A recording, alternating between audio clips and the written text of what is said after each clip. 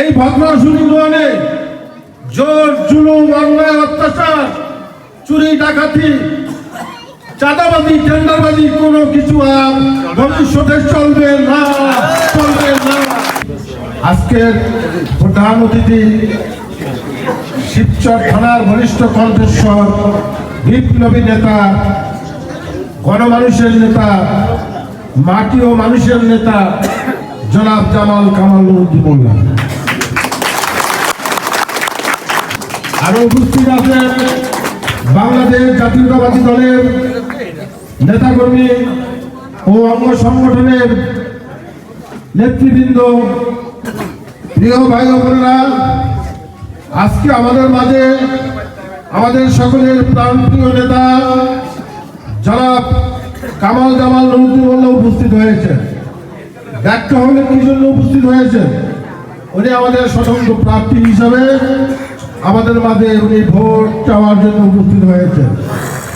আমি বলবো নুরুদ্দিন মোল্লা এমনই একটি লোক, যারা ওনার সাথে না মিশছে, যারা ওনার সাথে না চলছে, তারা কিন্তু আসলেই বুঝবে না।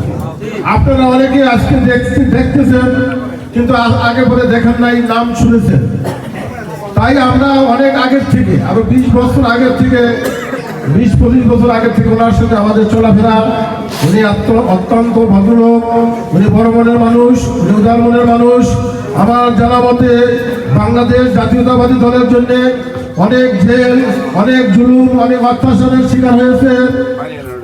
এর কোনো বিকল্প কিছু নাই। প্রিয় ভাই ও বন্ধুরা, আজকে আমার বক্তব্য আমি দীর্ঘায়িত করব না, তবে আমি একটা কথা বলতে চাই।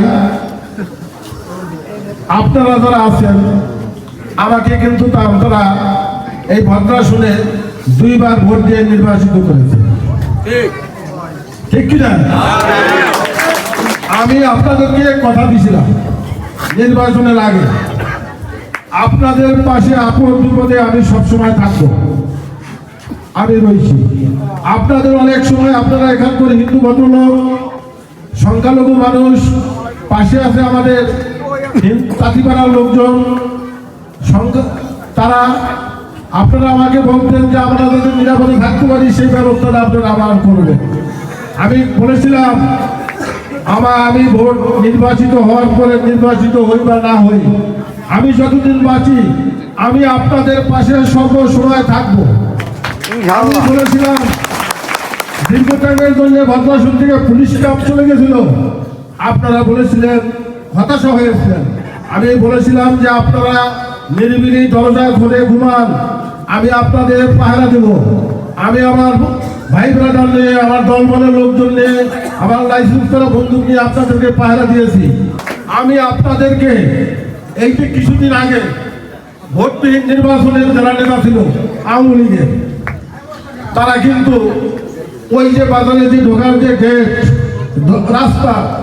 রাস্তাটা কি জানি ওয়াল করে শক্তি দিয়ে তারা আরসিবি প্লেয়ার করে বিল্ডিং করে ফেলেছিল।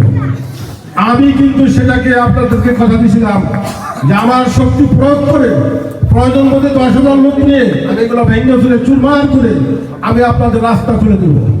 আমি তার কথা বলার পরে 1 সপ্তাহের মধ্যে কিন্তু আপনাদের সেই রাস্তা আমি খুলে দিয়েছি, ঠিক কিনা?